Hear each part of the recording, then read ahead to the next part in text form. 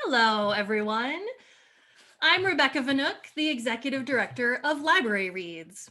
Thank you so much for joining us for our 8th installment of the Mystery at the Library Book Club series, brought to you by Sourcebooks and Baker & Taylor. Tonight, we are streaming the event on Facebook Live, as well as here on Zoom. So welcome to anyone attending through Facebook. I'm thrilled to be here with author Cate Quinn, who will be discussing her newest book, Black Widows. So before we begin the discussion with Cate, I have a few of our regular housekeeping items to make everyone aware of. There's going to be multiple chances to win prizes throughout the event this evening. All you have to do is participate in our trivia poll, which happens right around the middle of the session, or ask a question for Cate, and you'll be entered to win a mystery book bundle from Sourcebooks. Now, don't worry, I'll let everyone know when that's about to happen, so when you know it's ready, time to participate, you'll be all set. And if you're with us via Facebook tonight, we'll have our moderator there enter the trivia questions in the comments section, and you can answer it right there as well. If you have questions for Cate and are attending via Zoom, please put those in the Q&A box as opposed to the chat section where they might get lost. Please go ahead and use that chat section to say hi to each other, to, greet each other throughout the event, make little chats. That's great. If you have something, though, that we want to make sure that we ask Cate at the end, go ahead and flip that over into the special Q&A box to make sure that we don't miss it in the side chat going along. If you're joining us through Facebook, go ahead and enter your questions in the comments, and the moderator will feed it over to me at that Zoom Q&A. So, all that going on, let's have a little background on Cate. Cate Quinn is a former journalist for The Guardian, The Times, and The Mirror, alongside many travel and lifestyle magazines. She grew up with fundamental Christianity and Mormonism in the family and has been always fascinated by the relationships and schisms that strong beliefs cause. Coming from a background in postgraduate historic research, she has previously authored the best-selling historical Thief Taker series and the Revolution Spy series as C.S. Quinn. A travel journalist for 10 years, Cate has called many countries home, but currently lives in Devon. Am I saying that right, actually? England. Is it Devon or Devon? Devon, but let's go with Devon. It sounds so divine. She's divine. How about we go with that?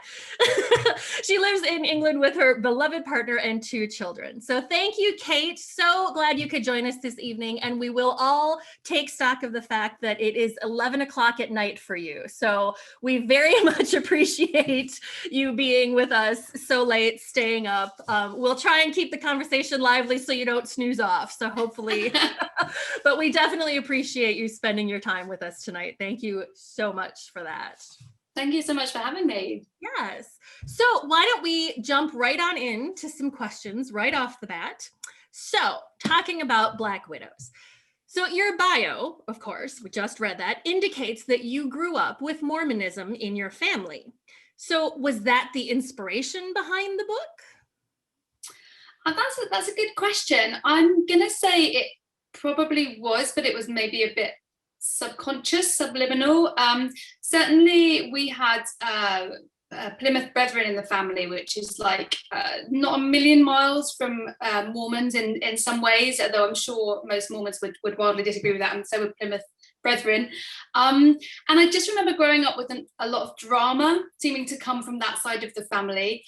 The Plymouth Brethren side, and we did have we also had some Mormons in the family. I should do a quick disclaimer and say in the UK we say Mormons, but I do understand that is not the preferred term in the US, so bear with me. I will try and say Latter-day Saints, and forgive me if I slip up, but just to any Latter-day Saints out there, I apologize. We say Mormons in the UK.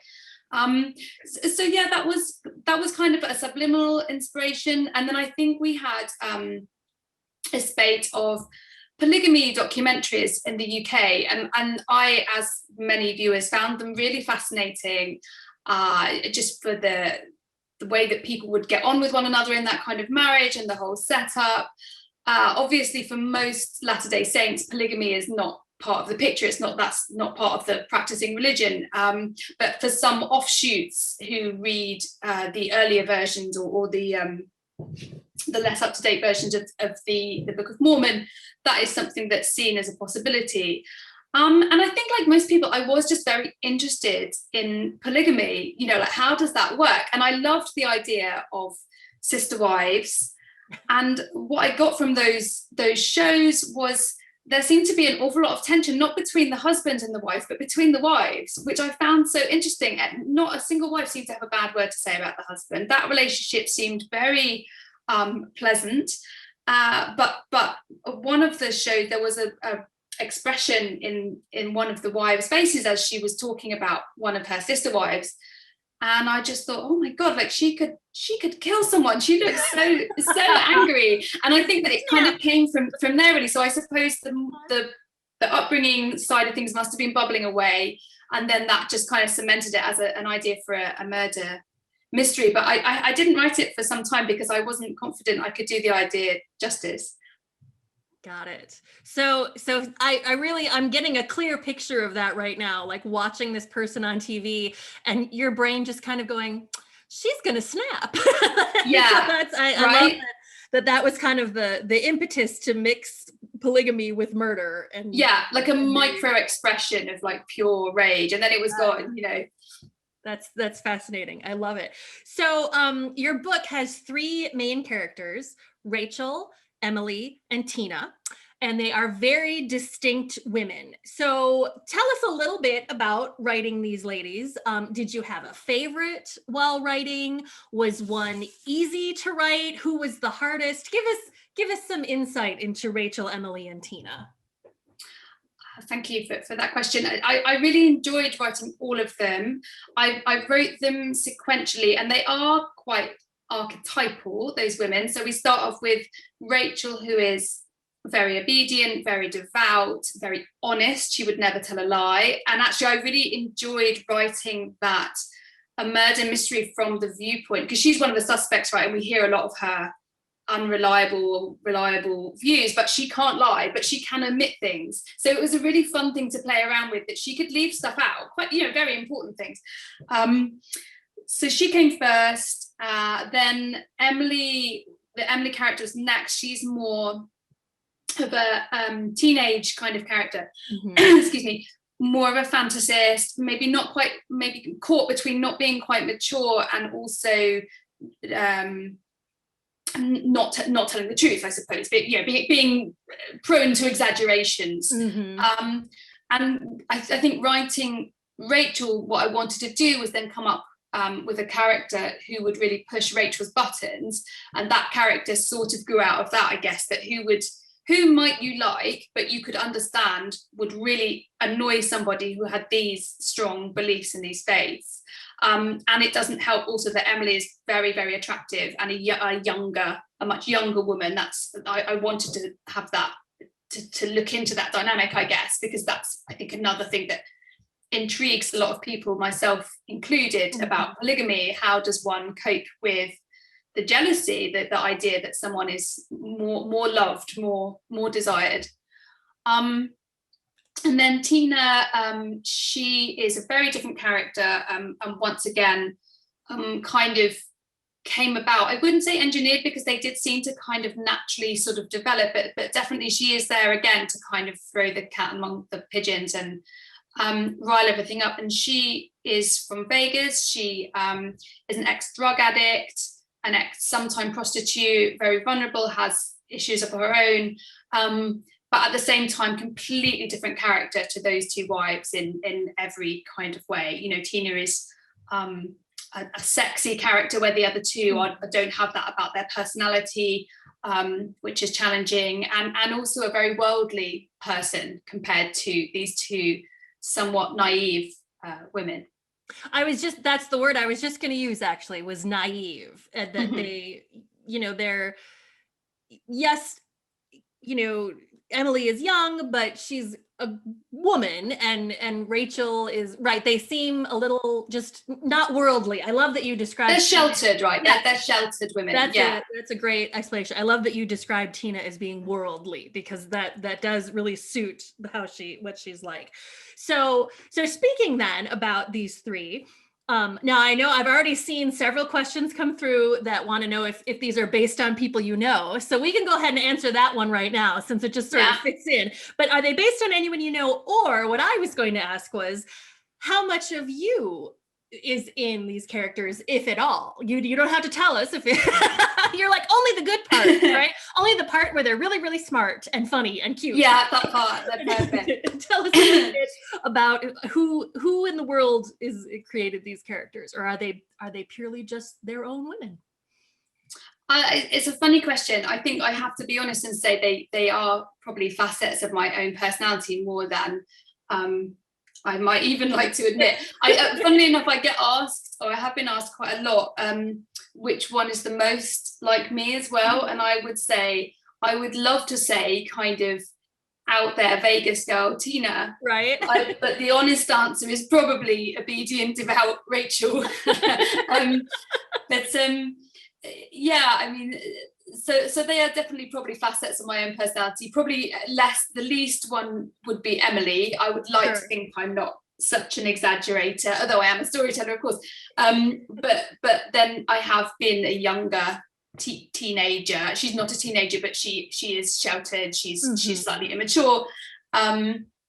So with that respect, I suppose they are kind of facets of my character. But then also I did notice, this was not conscious, but I noticed the other day I went to the shop, my local shop, and I noticed that I had framed a lot of Tina's appearance and her voice on the person who worked in that shop. Really? And I didn't realize it, but and I really like this person, and I probably should never tell her that in case she's offended. But it was funny because it was so subconscious, just these certain characteristics and the look and everything. Yeah, so go figure. That's one of those things that just pop into your head, right? The subliminal I love it. characters. That is awesome. See, this is the kind of thing that I love the most about author chats, is finding out those little kind of personal tidbits that yeah, I like. It's fun to think that there's a shop girl out there that could be Tina. So yeah, I love it. So okay, moving right along. So this is, of course, a story about murder, right? Polygamist husband and his 3 wives, but it's also a deeper story than just what happens action wise. This is the story of an unlikely sisterhood. So the 3 women at first are very much in competition with one another. It's definitely, we have jealousy and judgment, but as the story develops, they really begin to like each other and they form that sister bond. So can you tell us a little bit about that side of their characters?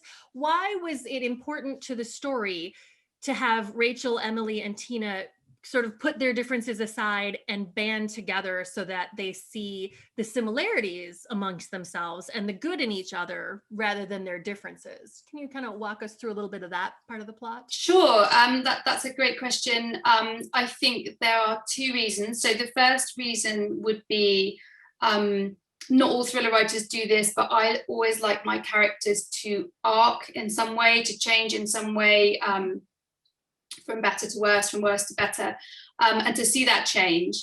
And what better change than to see someone who didn't like someone at the beginning, like that person by the end. And I also kind of wanted to take the reader on that journey too, that maybe you might not feel so warm towards some of these characters, but by the end, I wanted you to like them, was the idea.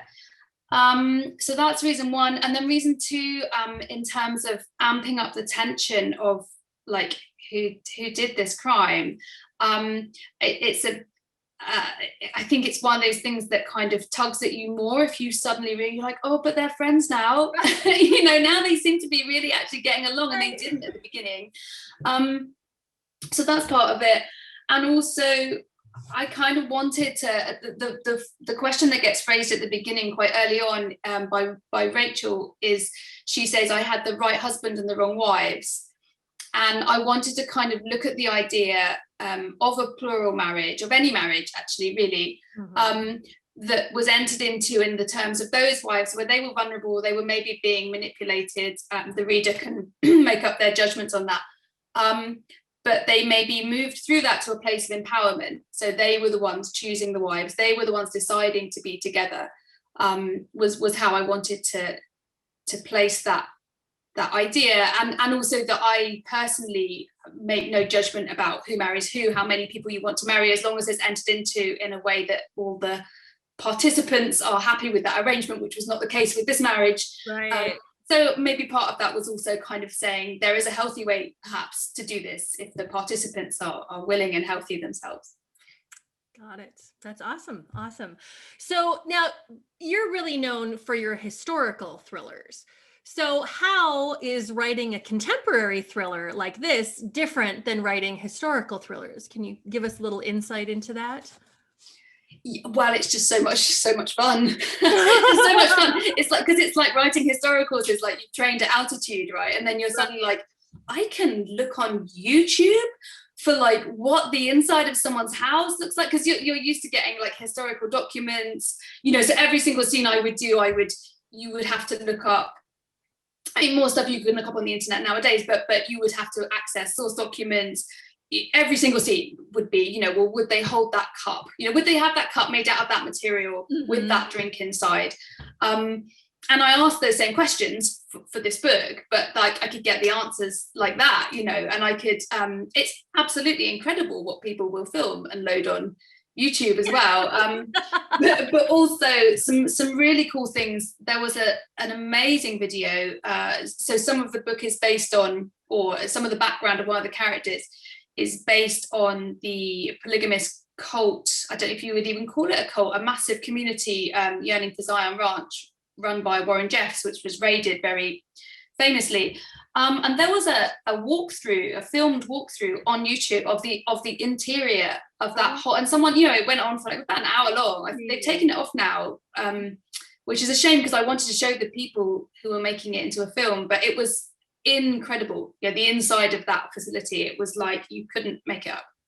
That is really, that's interesting to, I would think a lot of times when I'm asking historical writers about their research, it really, right, they feel like sometimes it's been so much background work. And like you said, because someone will call out if you are putting something from the wrong era into your story, or someone is going to be like, they didn't dress like that, they wouldn't have drank that, like all of this. And you kind of, when it's contemporary, you sort of don't have to worry about that so much. And I love that you had something that you could look at though, and still do this amount of research, even in a modern setting. So that's very cool. Yeah, and super fun, and you can, it means you can do so much more. You can look up, the politics, you can look up the drug use of the population, the medications people are on, all those kind of things that you can't easily access. But someone always does, it's true about historical novels, and there's always someone who knows exactly how life was in 17th century London. So in sort of broader terms, can you tell us a little bit about your writing journey? How did you decide that you wanted to become an author, and not only an author, but a thriller author? Can you tell us a little bit about your background? Sure. I always wanted to be a writer from before I can remember, and the first thing I ever wrote at school was a picture of myself as a writer at a desk. I always wrote stories, always loved writing stories, and then I think unfortunately the educational system's not so kind to creative types, and I kind of quickly figured out by A level in the UK, I don't know what the equivalent is, I would have been about 17, that submitting a creative piece on an exam wasn't as intelligent as submitting an essay, because an essay you can just knock off the scores. So I think that kind of put me off. I was still writing stories, but I felt like it kind of knocked my confidence that was something that could be assessed, not in a good way. So I went into journalism, but I was still writing stories, and I definitely always had in my head that I would be writing a book someday. I wrote a pretty bad book, which never really saw the light of day, but I enjoyed writing it, about a teenage party where no one can remember anything. I don't think it was a murder mystery, but I've always loved thrillers. And I was very underconfident that I would be able to get into the publishing industry. I still don't know if this is accurate or not, but we definitely have a class system in the UK. I always felt I wasn't of that upper echelon of the class structure, and it made me nervous, the idea that that was where publishing was at. So I wrote historicals as a sort of slightly cynical way of giving myself a better chance of getting into that niche. But I did love writing them, but that was kind of the thinking. So I probably always had in my head that I would write thrillers, and I maybe would have written this thriller earlier had I had the confidence, but I'm glad I had the chance to write 6 books first and get the feedback and hopefully improve enough. Nice. Oh, that's very cool. Thanks for that insight. So our last formal question is from one of our participating Murder at the Library book club libraries. So this is the Milburn Library in New Jersey, asking the question: a lot of mystery writers start to write by doing the conclusion of the story first and working their way backwards. Some write a full story description of characters and then begin the narrative. How do you proceed, especially if you're writing a book in a series, for example? Thank you so much for that question. I used to be more of a planner, used to plan it all out. And what I found was I would often get to the end, and scenarios that I felt were quite likely suddenly seemed not so likely and at that point I'd written myself the whole way into them. So now I try and be a bit more loose with it. That said, with this book, when I started writing, I kind of had an idea which wife had done it, and it completely changed by the end, without giving anything away. So by the end of the book, but I hadn't written in that ending or that conclusion. And similarly with characters, I used to do pages and pages of characters, and now what I do is I do pages and pages of like scene. I just write and write and write from that character's perspective, and things will pop up that feel natural, and that seems to work for me. Very cool. All right, that's awesome. Thanks for sharing that with us. So it is time for our trivia game, so people get ready.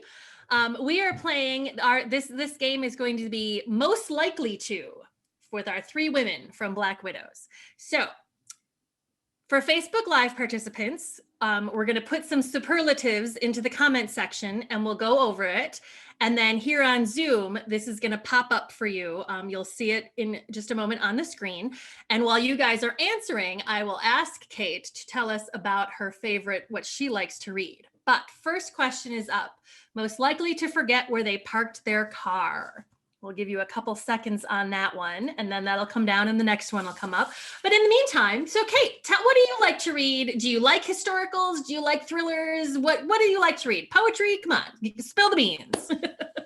Do you know, I was talking to my wonderful publicist, Tiffany, about what sort of genres of books, and she said, oh, you know, we're always really surprised when thriller writers answer this question because it's always a different genre to what you might expect. And I kind of feel like I'm now going to disappoint everyone, because the truth is I really like thrillers. I really like thrillers, and that's my favorite genre to read. But I do also read quite widely. I like literary type books. I obviously love a historical. And at the moment I'm really enjoying, it's been really fun to see what other books, you kind of end up in a little bubble as an author with a few books at the same time. You know, you get a few kind of books at the moment. So I'm reading some of the other books that are big at the moment. So one of those is The Sanatorium, which I think is huge in the US, right? Okay. And I'm enjoying it. I haven't finished it. And then another one is a book called Shiver, which is not dissimilar actually. Snowy alpine location by Ali Reynolds, which I absolutely loved, and would go back to kind of look for tips on characterization because I think it's so good. Oh, that's awesome. Very cool. All right, that second question is up there. Which one of the women is the most likely to go skydiving? So that's our second question. And while we're answering those, we have lots of questions filling up the Q&A, which is awesome. That'll be our next step. So feel free, keep those coming if you've got something. We will try and get to as many of them as we can. And then here's our third one. Who's the most likely to walk into Starbucks, stare at the menu, and not be able to make a decision, leaving empty-handed? So, and I see in the chat there, we do have some people who have not finished the book yet. So we don't want too many spoilers in our answers here, but definitely, you know, make your best guess on what we've talked about so far about these characters. And the other thing is you don't have to be correct in order to be entered into the drawing. So it's okay. if you guess wrong, that's not a problem. So we'll leave those questions open for just a second or two more. And then we're going to move right into the audience questions, which I think is everybody's favorite part, right? And we'll actually, I'm looking at my screen here, we will have the answers, I believe, are going to pop up as well as soon. Oh, there we go. We've got poll results right there. So most likely to forget where they parked their car. The guess there was Emily, and the answer is Emily. Very good. And then question 2, most likely to go skydiving. Most people guess Tina, and that is correct. We've got our daredevil woman of the world there, which then leaves most likely to walk into Starbucks and not be able to decide. That is Rachel. Very good, everybody. Some good guesses there. Yeah, all right. I think credit to the questions too, actually. Yes, well, and those come, you know, I always have to give credit to our wonderful folks at Sourcebooks. They come up with this lovely full script for us, and they come up with these trivia questions, which are so much fun, just kind of a nice lighthearted thing. And everybody likes a chance to win some books, so we're all happy. So, Absolutely. All right, this is great. Moving right along then, we will get into our questions here. So we've got lots of good ones. The first one that came right up to my top, though. We have a question from Lakita, who is asking, did you have any feedback from any Latter-day Saints about this book? Have you gotten any emails, any notices? Thanks so much for that question, Lakita. Yeah, kind of. I mean, I spoke to Latter-day Saints while I was writing the book. Okay. And yeah, I spoke to a couple of women, emailed and spoke to a couple of women who were in plural marriages. But I have to kind of say that if I say it's a broad church, you know, that really is like, it's a massive, massive faith, you know, that would encompass. So it's not going to resonate with everybody how they would see a Latter-day Saint, because they're characters in a book, you know, who are their own characters. So I definitely have had a couple of reviews that have fed back. Well, I think just one review that fed back that they felt it didn't represent Latter-day Saints. I mean, so that's one view. I've also had a lot of very nice reviews saying they felt that the research was, you know, spot on, but it's for the reader to decide, I guess. But I think ultimately, just to sort of reiterate, they are characters. They're not supposed to represent, you know, the average. I mean, quite obviously, the average Latter-day Saint doesn't tend to polygamously marry and murder their husband. So I hope most readers, you know, is that not in the Book of Mormon? Like, is that not Awesome. All right. Thank you for that. So we have a couple of questions that have come through that are very similar. So I'm going to bundle it together in asking if you have spent any time in the United States and specifically in Utah, or have you come up with all of this just on your research? Can you tell us a little bit about that? I used to be a travel journalist, so yeah, I've spent a lot of time in the United States. But no, I didn't actually get to Utah for this book, and it killed me because I had 2 young kids at the time. They were very small, and I did the math of how long I could go and how long the flight and everything, and I think it was 10 days was the minimum I could go, and I just couldn't leave them for that long. Yeah. So I you know, attempted to do as much as research as I possibly could to fill that gap. I approached it from a very historian, sociological level of research, and I have been to deserts that have a similar geography. Okay. But again, as with the last question, I guess the readers will have to decide for themselves if they think I did that justice. And yeah, you know, I would have loved to get out there, and I'm sad that I didn't manage to. Got it. Sort of a follow-up to this one. I have another couple of people who have asked a very similar question, which is, being a British writer, how did you find that to be then, writing about places in the United States and writing about Americans? Do you find that there was much, is there much cultural differences that you had to sort of rethink?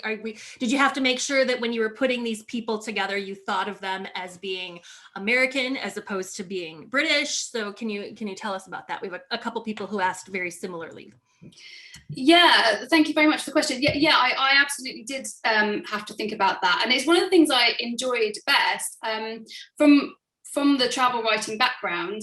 As you may imagine, I love travel, and one of the things I like best about travel is those small differences that you might not even see. And I mean, I love American culture. I get so excited about, like, honestly, like the white eggs. We have, like, we don't have white eggs, we have like brown speckled eggs, and every time I see that, or like even like when I spend American money, I'm like I'm in a movie. I absolutely love it. So I really enjoyed that aspect of going into those small details. And I suppose, as with the historical novels, I guess it's not dissimilar that in every scene I would look at, you know, the small pieces. And I have spent a fair bit of time in the States, but I am British, so, you know, it's possible that I would have made some errors. And I certainly think there are a couple of words that were picked up by the publishers before it went to press. Just a couple that I was like, damn, like plaited hair. We would say plaited hair. Yes. And it's braided. And I'm kind of like, oh, I knew that, but it sneaked through. I think there were one or two like that I was like. But I mean, hopefully it has been picked up. That's what editors are for, right? Yeah. All right. So we have an interesting question from Michelle, who asks, our book club was curious as to why there were no children in this family when family is so important for LDS. So can you, and I have a couple of other questions that similarly asked about children and family. So could you expand on that a little bit? Yeah, sure. And thank you for the question. And yeah, quite right.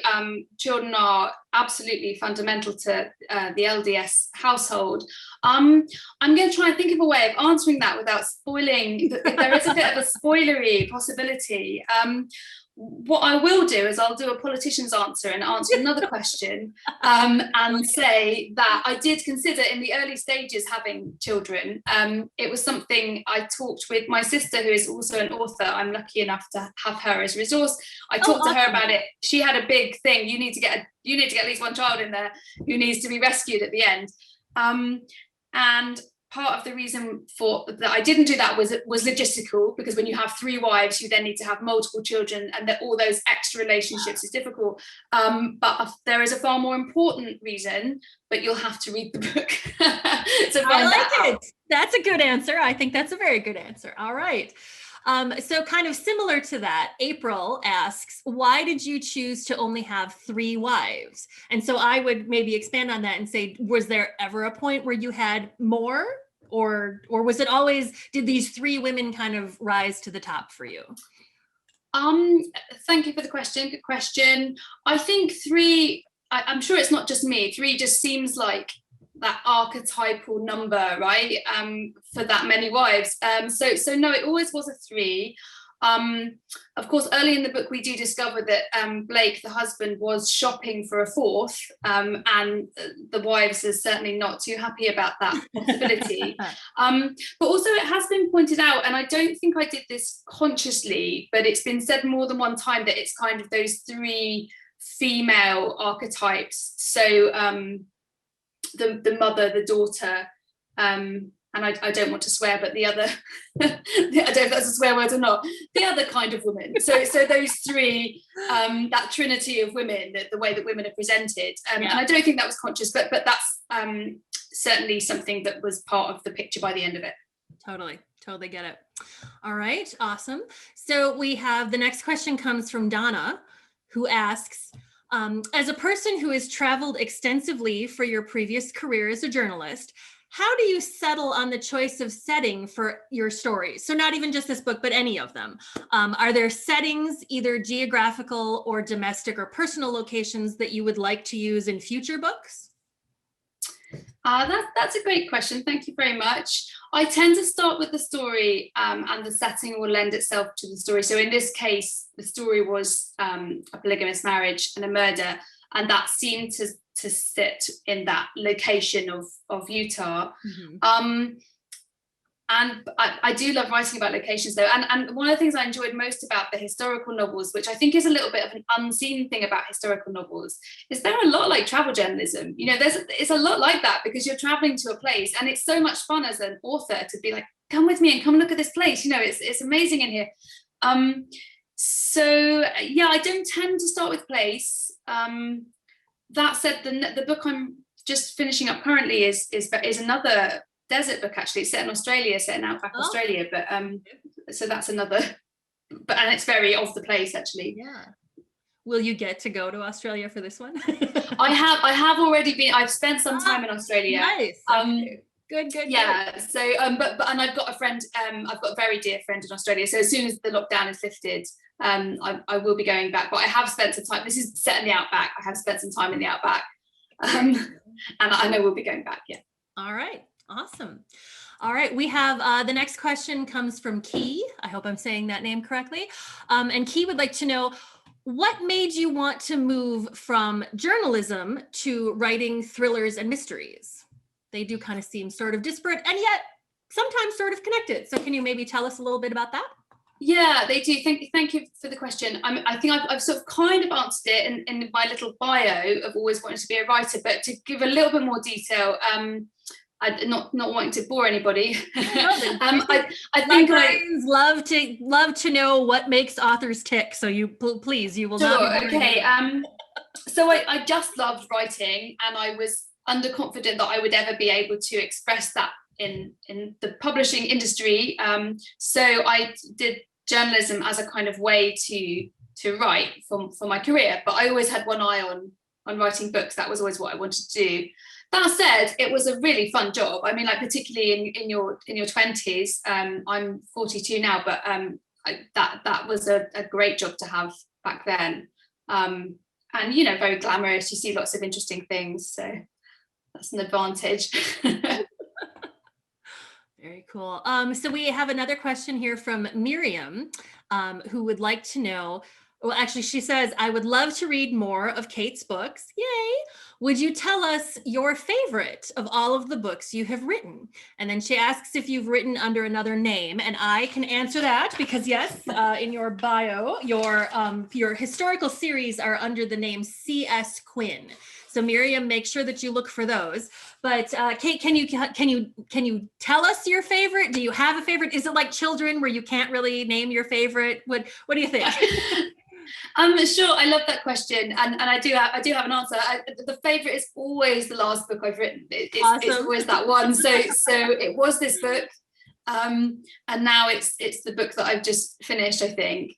But I have to say, I can't bear to reread them once I've written them. Oh, really? It kills me. It's awful because I don't think I could do it, because you, with that distance from the book, you know, you'd spot things you wanted to change, and it would be awful once you. I suppose, right? It. Yeah. That's probably very true for most writers, that they would be like, oh wait, now that I've had time away from it, this is how I would have done it otherwise. And oh no. Okay. Very cool. All right. We have a question from Sharon, which I don't think is going to be too spoilery. So she would like to know if the prophet from Rachel's past, if that was based perhaps on a real person, such as Warren Jeffs, who was jailed in Salt Lake City for similar activities. So is that based on someone, or is it just sort of the overall mythos of this polygamy group? Or tell us a little bit about that character. Yes, Sharon, you're very smart. It is very much inspired by Warren Jeffs and that whole polygamist cult. Do we even call it a cult? I've been struggling with this because it went on for generations. I found it absolutely fascinating, and you know, a lot of material that I couldn't put in the book was because it was just so weird and no one would believe it, you know. People and actually some of the material which could be considered darker is from that real life, because actually my partner read the book and he mentioned something. I won't mention what he said because it might spoil the book, but he said, you know, that seems a little bit of a dark subject for you to touch on. And I was like, yeah, because it's true, that's why, It's because I don't true. imagine those things that are like super concerning and disturbing, like that actually really happened. And if anything, it was sort of worse. Yeah. Oh, and thank you to April in the comments from the LDS background who found the book fascinating. Yes. Very cool. All right. I have 2 questions here that I'm going to actually a comment and then a question that match each other. So I'm going to go with both of those. So Alice says, not a question, but I noticed that each wife spoke in a manner that was definitely unique to her personality. That was terrific. And then almost instantaneously, Donna asks a question that had to do with that. So I'm like, oh, great, I'll put those 2 together. So Donna says, your use of multiple points of view really ratcheted up the tension in the book in a very good way. Can you comment on the challenge of writing first person multiple points of view? Was it hard? Was it easy? Or did it flow naturally? So we've seen that these 3 women are very distinct characters, very individual. How did you kind of find each one of their voice? Can you tell us a little bit about that? They did seem to happen naturally, or they felt as though they were natural voices. I have to say there was a fair bit of editing asking me to knock back. Tina had quite a strong dialect, just asking me to kind of chill out. I think that was the phrase, can you chill out a bit on Tina's dialect? So I just had to knock that back a little bit. But I absolutely love telling a story. I love the idea that the same event can happen to 2-3 different people and they will perceive it so very differently. And I love layering that idea to sort of present you with a rounded picture. You know, I really enjoy that kind of process and that concept. Yes. That's always like the kind of the old saying is that, right, there's 3 sides to every story, right? Your side, their side, and the truth. So that right. You have 3 different narratives, you expand that even further. So when you, I'll actually ask my own question, also piggybacking off these 2 lovely ladies there. Do you, when you're writing different voices, do you actually ever speak your dialogue out loud to sort of make sure that the way that they're speaking is how someone would speak, or is it all cerebral? Yeah, no, it is in my brain, and okay. It is in my brain. I listen to a lot of this is going to sound like slightly odd, but before, if I'm doing a particular accent before I go to sleep, I will find someone on YouTube with that accent who's got a lot of material, and I'll just, before I go to sleep, I'll just listen. Yeah. And try and have someone as relaxing as possible because it's just before I fall asleep. But that said, you know, like I can't do an American accent. I wouldn't even want to try. And I have been asked to read a section of the book out, and I'm kind of mildly terrified because I have said to them, you know, guys, I can't do an American accent, so I'm going to have to read it out in my own accent. And they're like, oh, be fine. But I'm like, I think it's going to sound a bit odd. So don't tune into that that reading. I think it's in the UK, so maybe they'll forgive me. Oh, that's funny. I love hearing that kind of stuff. See, everybody likes those kind of interesting tidbits that we'd never guess just from reading the book. So thanks for sharing that with us. You're welcome. So, all right, let's see here. I have lots of questions to scroll through here. So I want to, let's see. So Pam on Facebook, hi Pam, is asking, how long did it take to write Black Widow? And second question, is your next one going to be another contemporary murder mystery? And then we've got some other folks too who have asked us to ask you about your next upcoming book that you already told us a little bit about and taking place in Australia, but let us know, how long did it take you to complete Black Widow, and then what's up next? 2 questions really. Sure, thanks Pam. So it took about a year, kind of, maybe longer. I think I did probably a lot of research before that, kind of went away, came back. So it kind of got done in chunks, but I think it was about a year. And as a sort of professional writer, you have to kind of discipline yourself to that, depending on how successful you are. If you're Dan Brown, you can probably take a long time. So yeah, that's how long it took. Yes, I do have another contemporary thriller coming out. Thank you so much for asking. It's called The Lock-In, and it is about 2 Californian barmaids who take a job in a real outback, rough miners' pub in the middle of the desert. And there's a lock-in, which I don't know if this is a familiar American concept. In the UK, it's basically where you, after licensing hours are over, you lock the doors of the bar or the pub, and then you have it's completely legal then for people to continue drinking inside the pub. So there's a lock-in, and one of the regulars is brutally murdered, always brutally murdered. And we can't have them gently murdered. That wouldn't be always brutally murdered. And one of the California barmaids, or maybe both the California barmaids, are in the frame. And it was a fun sort of exploration into this concept of how much can you push a woman until she explodes, or if she explodes, and how is that comparable to how far you would give a man before he, detonates? And did they do it at all? Is there? So yeah, that was a fun book to write. I love it. That's awesome. Thank you so much for that. All right, next question. So we have a question from Jill, who would like to know if you had ever considered more expansion of Blake's character before he died.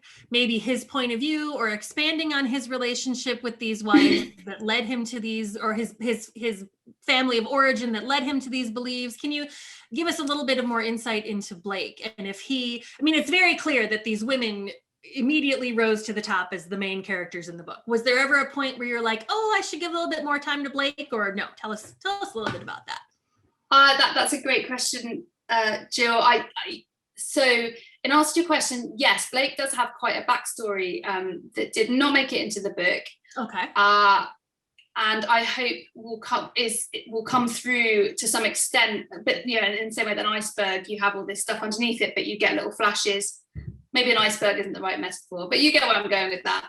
Yes. But that said, Blake was the hardest character to write, and definitely the character that I was pushed to write more on or clarify, but by my editors.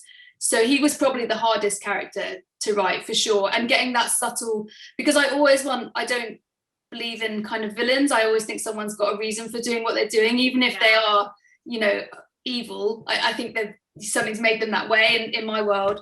So it was a fine line to tread to make Blake attractive to those three women, and hopefully to some extent understandable, but also, at the beginning, I didn't like Blake too much at the beginning. I think I maybe changed my mind a bit towards the end, but I like to keep that a little bit on the edge. Like, how much was he exploiting these vulnerable women, and how much was he vulnerable and exploited himself? And that's a really good question, isn't it? Right? Like, how much has his personal history and background informed the man that he grew into? So yeah, very, very interesting. So maybe you need to do a prequel for us. You should put that on your to-do list. Yeah, well, there's a secret history that you can get at the end of the book, which is more about Rachel's background. Actually, maybe I should think about, do you want to know a bit more about Blake as well? Yes, I love it. That would be great. All right, so moving right along here through, these are great questions, you guys. I love our audience. They're always so good at this. So Dina asks, what were your thoughts or goals that led to giving the wives such rough backgrounds? Well, I suppose Rachel's background was always just there because I felt strongly that the type of person who would willingly agree to marry quite young, move out away from anybody she knew or loved to the wilds of Utah in a self-sustainable type of setup, and then accept another, not one, but two wives into the marriage, would really have to have certain things going on that would make her accept that as possibly normal. And I think the same is true of the other characters. Now I'm thinking about the question. So in Emily's case, the idea is she has a very sheltered, she's almost controlled by a very religious mother, not an LDS mother, a Catholic mother, but she comes from a religious background. So she's not unfamiliar with the idea of religion as control. And that allows her to see it more tempting as Blake, this hero who's going to take her away from this restrictive household. And then Tina is in recovery when she meets her husband. And one of the things about being in recovery from addiction, which she is you're very vulnerable. You're very vulnerable to relationships. So I suppose part of that was I wanted to give it a plausible reason why, because there has to be a reason. Most women don't choose to marry in that way, in that polygamous way. So they would either have to be extremely religious and devout, which kind of takes the edge away from the murder mystery. And there are lots of lovely, as far as I can see, and from the reports, very happily married plural couples who wouldn't murder one another. But in this case, but that's not a very fun book to read. No, right. But in this case, the drama comes from the vulnerability of the women and how they exercise that vulnerability towards one another rather than at the husband. Or do they? Oh, that's awesome. So there have been a couple questions asking almost the same thing. So I'm going to sort of bundle those together too, asking about research. So Catherine asks, I often have a hard time moving on from research to actual writing. It's very easy to go down a research rabbit hole. Do you ever experience that? Yeah, Catherine, I do. Absolutely, particularly on this subject, because it was so interesting. And what a privilege as a writer, what a great job. I often do think this, when I'm looking when I'm reading stuff, and I'm like, what incredible privilege. I'm so interested in this. and I'm fully allowed to just completely get into it and go with it and watch everything there is to watch, read everything there is to read, have conversations with people. And people are so accommodating of writers, police will talk to you, and it's a lovely job. Awesome.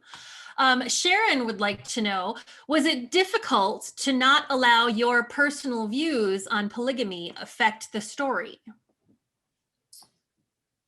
I think my personal views on polygamy probably did affect the story, but my personal views on polygamy, having done a lot of research, it's hard for me to answer that because I've done the research first, so I'd love to go back and tell you what I thought at the beginning, because I probably had a different view. But certainly, having done the research, my view was it seems to me there are a fair few people who want to be polygamously married, are healthy in their relationship. That's their choice. That's what they want to do.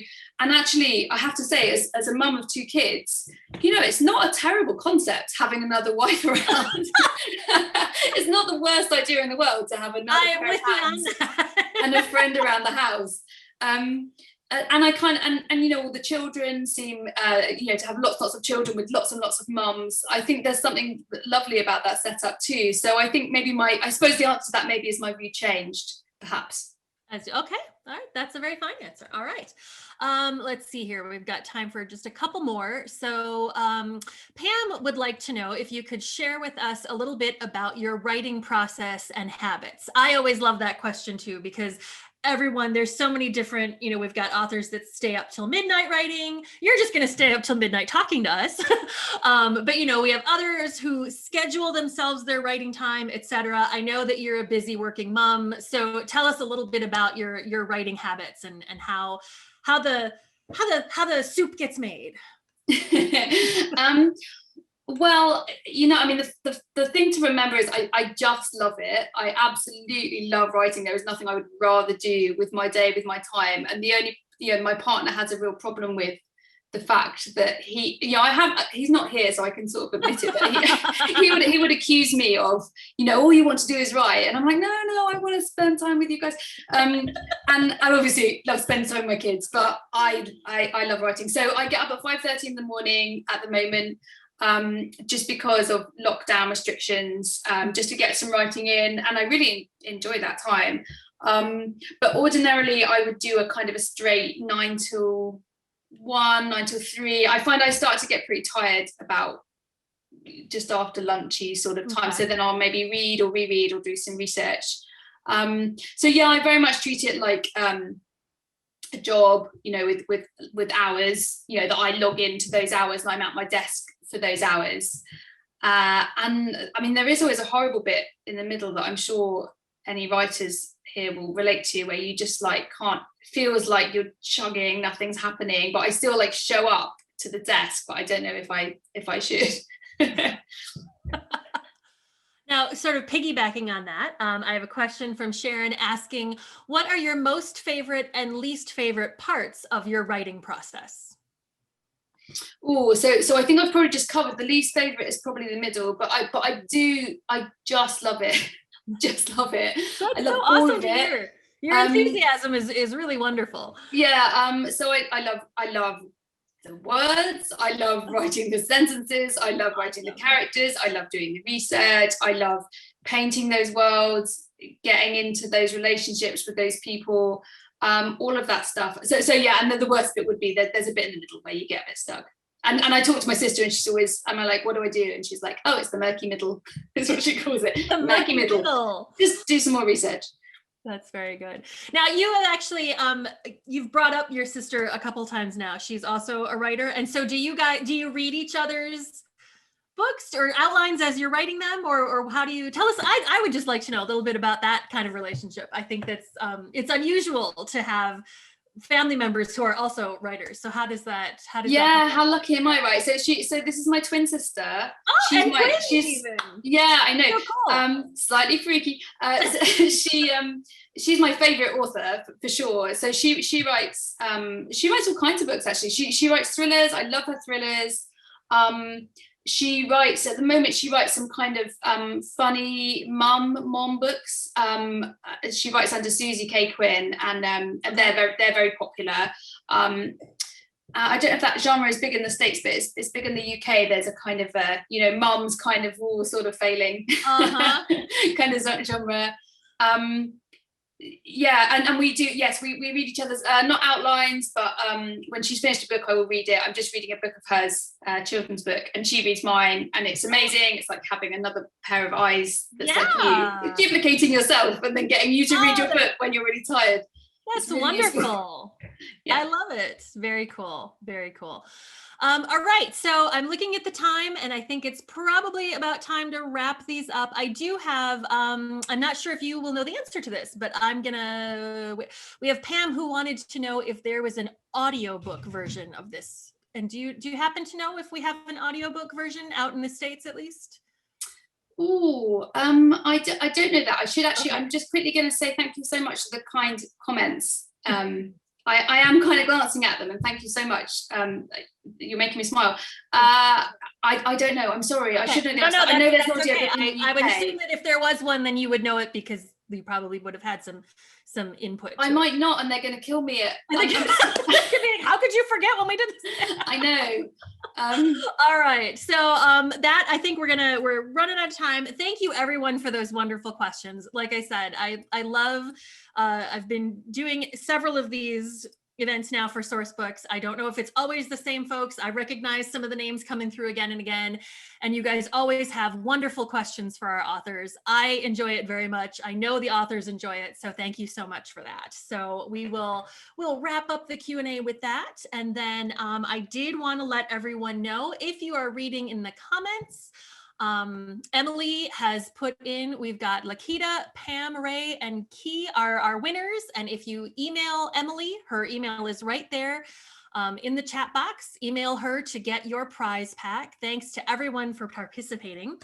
And thank you so much, Kate, especially for staying up late to talk to me. Thank you for having me. Talk to us. This was really great. We all had a great time. It's been such a pleasure chatting with you.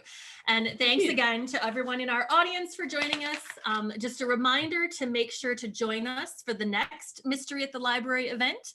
That one's going to be Wednesday, April 28th at 7 o'clock Eastern. And I'll be talking to New York Times, USA Today, and Wall Street Journal bestselling author Marie Benedict about her instant bestseller, The Mystery of Mrs. Christie. The book follows the thrilling reconstruction of one of the most notorious events in literary history, Agatha Christie's mysterious 11-day disappearance in 1926. So we've got a historical thriller there for you. You won't want to miss out on that. The registration link is there in that chat box, so go ahead and register early for that event. Thank you again for joining us. Thank you again, Kate. It was truly delightful to chat with you. Really appreciate your time, and congratulations on the book. And we wish you very much success with it. And hopefully we'll have a chance to chat again soon sometime. I would love that. Thanks so much, Rebecca. I really appreciate it. Thanks so much for having me. And thanks so much for everybody who attended. Thanks so much. Have a great night, everyone.